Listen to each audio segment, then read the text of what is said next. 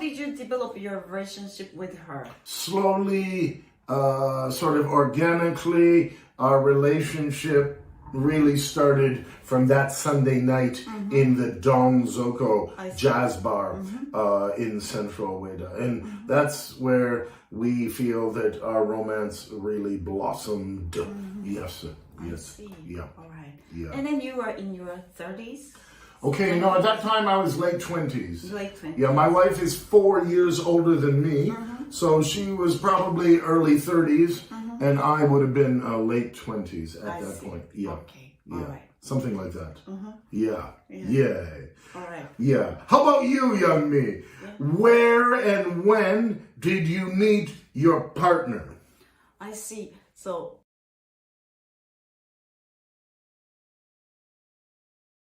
I came back from Sydney after finishing my master's degree in 2000, and at that time I was thinking about maybe I should find my future husband because I was single, and it was really still quite popular among Korean people in Japan that parents arrange this matchmaking to meet someone who shared the same background.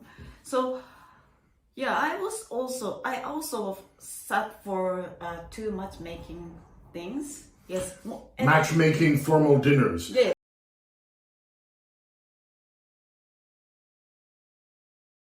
So people outside of Japan or from a culture which does not have arranged marriages may not be familiar with a formal matchmaking meal, but in a formal matchmaking meal, which in Japan is called an omiai, you and possibly your parents or the person who is a go-between in Japanese language is called a nakodo-san.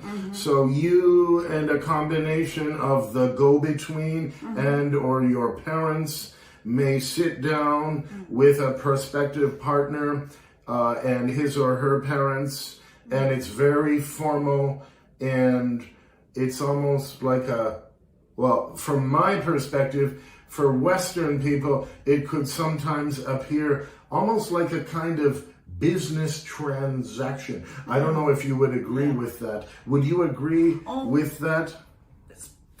Pretty similar to business transaction, but we are expecting to experience some kind of romance, like chemistry between 2 people. Wonderful. But because there are only limited number of Korean people living in Japan, it is said that maybe 700,000 Korean at that time. The number will be shrinking, I think, decreasing. I see. And then among those all Korean population, the people who are my opposite sex, and then in the same generation could be very limited. So this matchmaking is a good way to meet someone who can be my potential husband. So, and then it was interestingly, the first arranged matchmaking happened in Sydney. Wow! Wow! Yeah. So, Sydney, Australia. Yeah. Not Sydney, Nova Scotia, Canada. Sydney, Australia. Yeah.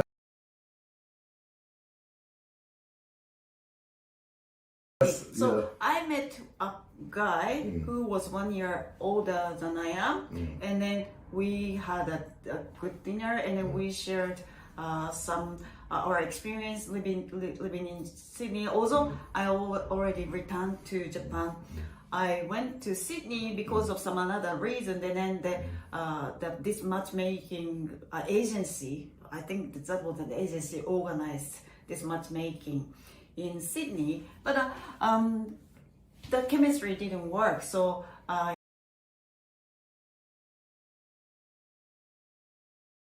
he didn't become my husband. And then the other matchmaking was arranged in Japan, but before meeting that guy, I became a couple with my future husband, who is Japanese.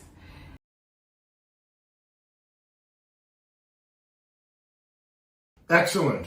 And if I could just interject, if I could just add in 2 points for any non-Japanese viewers, if there are any people watching this who are not familiar with Japanese culture, I just want to say 2 points. Point number 1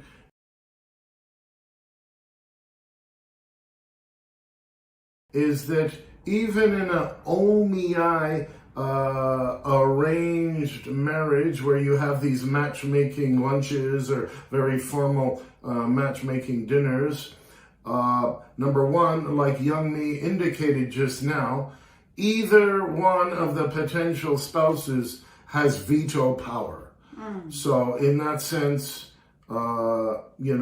especially in terms of gender equality, the potential wife, the female half of the couple, has got a lot of power in terms of veto power. Like Young Mi Sensei just said, if that female partner or prospective partner does not feel any chemistry, then she can absolutely veto the whole proceedings.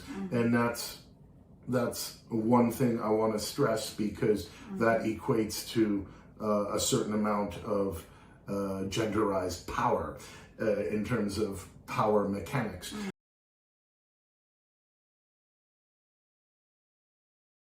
And then the second thing I wanted to say is, if you are only familiar with Western culture, then the idea of an arranged marriage may be anathema to you. It may be highly, highly uncomfortable to contemplate an arranged marriage if you're purely acculturated in a Western context.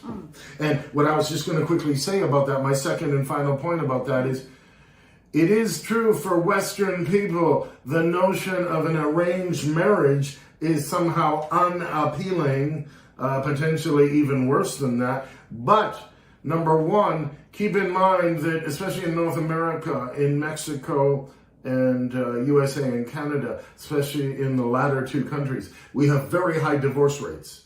So love marriages are super romantic and everybody wants to fall in love and meet Mrs. Right or Mr. Right. That's a given. But there's no getting around the fact, there's no escaping the fact that Western culture has much higher divorce rates. Traditionally speaking, in Japan, right up until now, Japan has had a very, very low divorce rate, especially when compared to some Western countries. Yes. Yeah.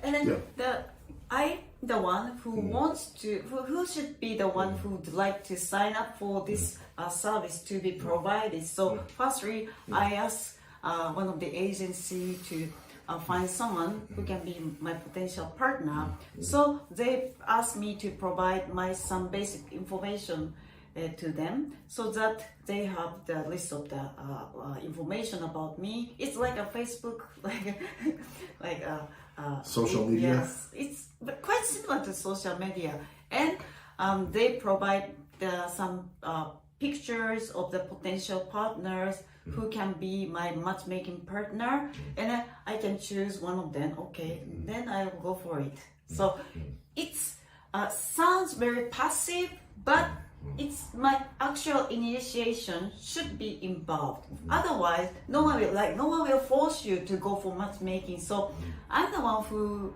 was willing to sit for the matchmaking. So then I say I speak English, Japanese, Korean, and I prefer to meet someone who shares the same background, and so they will find someone who might be a suitable person for me. So that is how matchmaking process goes.